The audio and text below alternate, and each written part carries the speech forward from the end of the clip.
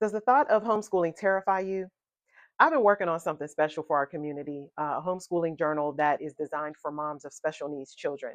Now, I understand better than anyone the anxiety that crops up at the thought of homeschooling.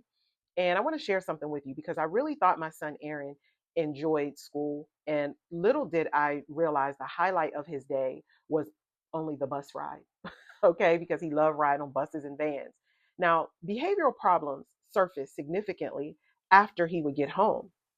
And I didn't realize, now I stayed in frequent contact, right, with his kindergarten teacher and parapros. He was 6 at the time. And it took a while for me to realize that he was being traumatized at school because it was too much stimulation with all the kids and everything there, right? Now, I figured that out, like I said, kindergarten. Pre-K, that was another story. And the parapros there seemed nice, but the teachers themselves, they were terrible. They were very condescending. And it took the COVID scamdemic, that sinister and insidious agenda that was rolled out to the world. Yeah, it took that to wake me up. Okay. Aaron was about 6 years old. He was nearing the end of his kindergarten year. And I want to point something out because there was a staff ratio of 6-1 for a separate special needs classroom with about 18 kids. And that was staff to kids ratio. We are asking strangers, okay, with no vested interest in our fragile babies and teens to teach and care for them for 6+ hours each day. And I want to share something with you. I've had bus drivers show up 2 hours late, dropping him off. Me and my husband were panicked. Like we were calling the school and the dispatchers, only to learn that it was a substitute driver, okay, that got misrouted. I have no idea what they did to my baby during that time. I don't know. And at this point, don't want to know. But he was so shaken, not to mention that on occasion it was like 80 degrees and the bus had no AC. No AC. And no one knew what happened. So y'all, there's predators and pedophiles out here in the school system. I gotta say this. Please hear me. We can't keep playing around. This is the world that we're in now. And for a majority of them, teaching may have been a passion, I don't know, at one point, but in today's climate, with all the dysfunction in the workplace, in the schools, and at home, it's just a job and they're trying to survive and get through the day. And also, not to mention, they have unrealistic demands and rigorous performance standards placed on them by the Department of Education. Not to mention concerned and frustrated parents breathing down their necks. All right. And the sad thing is, not much has improved with this system, y'all. In fact, it's getting worse.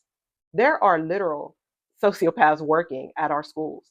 They are just passing out parapro jobs like candy to anyone with a certificate or a degree because they are in high demand. But who is the person behind those credentials? Have you all been paying attention to the latest incursion on our children and families? Some extremely like liberal school districts promoting ideologies surrounding politics and sexual identity and even pornographic materials in the school libraries. The nerve of these people, right? All the parents that were fussing and chewing them out, it didn't seem to change a thing, did it? Except get some genuinely concerned and well intentioned parents tossed out of the school or town hall meetings with the threat of violence and arrest for wanting to protect their children from this perverted debauchery. You were labeled a dissident. Your children have been neglected or physically abused at the hands of these institutions and their staff. I know because some of you have shared your stories. So, what do, Sharitha? I'm here to tell you playtime is over. The world as we knew it is gone. And most of us, we have a problem dealing with and accepting reality. Okay. And we all know the reality now is ass backwards versus the fantasy, what we think it should be. This is the epitome or classic definition of insanity. And those of you that know me, y'all know I don't sugarcoat and put rainbow sprinkles on top of cupcakes full of shit. The ultimate responsibility to educate your children rests with you, the parent. I know y'all tired and exhausted, but I'm sorry, it's your responsibility. You can hoot and holler all you want about the system failing you because all they're going to do is point the finger right back at you. They have constructed a highly complex labyrinth of so-called remedies and solutions that, if you dare file a complaint. And the nature of this convoluted structure is strategically designed to wear you out first, which leads to my next point. Now, some of you may be asking, how can I be expected to educate my child or grandchild, especially one with like special needs or disabilities, um, without the proper training or education myself? Now, look, I had no framework. Okay. And if you ask the Department of Education staff to assist you, they'll give you the facts and maybe a few resources to boot and then tell you to have a nice day. But what you won't receive is a framework or a map to guide you through it all. I see and feel the pain of what you're having to deal with. And good news, you don't have to do all the heavy lifting yourself. Homeschooling has been painted as this daunting undertaking because the school districts don't make any money if there's no butts and seats. Even their websites are like written in such a way to covertly discourage you. You know, all this talk of curriculums, lesson plans, and testing and scholarships. I mean, it's no wonder you're scared to death, right? But fear not, homeschooling is not what you think it is. There are some creative ways you can ensure a valued and meaningful education for your child without sacrificing your livelihood or your budget. There are educational tools out there to help with the heavy lifting part of it, right? And let me just give you another example. Some of you may not be aware that trips to the grocery store, just everyday living things, trips to the grocery store or the park can be, math or environmental science lesson easily. And it doesn't require that you have a degree. All you really need is some basic common sense, sprinkle in some love, caring, and patience. You're good to go, right? But some of you are like, hey, what about time, Sharitha? Oh, I work outside the home and I can't afford tutoring or additional childcare expenses. Remember when I said that playtime is over?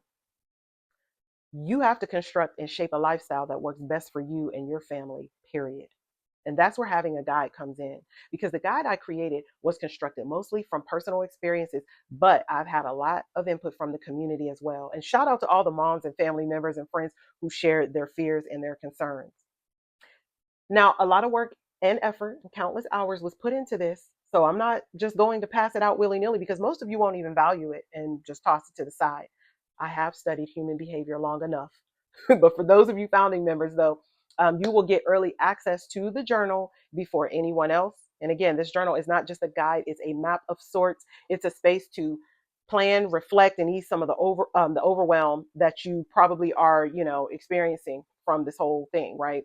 So this is my way of saying thank you for being here at the very beginning. And last but not least, there are tons of moms out there that could use this info, but we need them here. So please share this community with them, because once I reach 25 founding members, I'm going to lock the homeschooling module, and it has to be earned after that, right?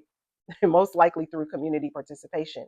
There will be exclusive perks for some of you for sharing your struggles or wins, voting in some of our polls, attending virtual events, and so on. I may even go a step further to hold monthly support group to discuss like new developments and how to address them. So there's a lot that goes into this, and it requires a lot of time and energy, and I can't just give that away indefinitely. So I'm encouraging you to invite as many like-minded mothers and women to join now before I close the window. And one other request, please do not share or distribute these materials outside the group or to outside members, as they were uniquely designed to be a supplemental support here and for privacy reasons. So again, invite them to join the community. You join this community for transformation. This is the only way I know how to help you get that transformation. And more importantly, that the right people are in here. Okay. I'm not after volume, right? I want quality. So this is a free community. I've done some light screening in the beginning, but it's not foolproof. But just because it's free, don't underestimate the impact it could have on your life. And on that note, I'll bid you a good day. Peace.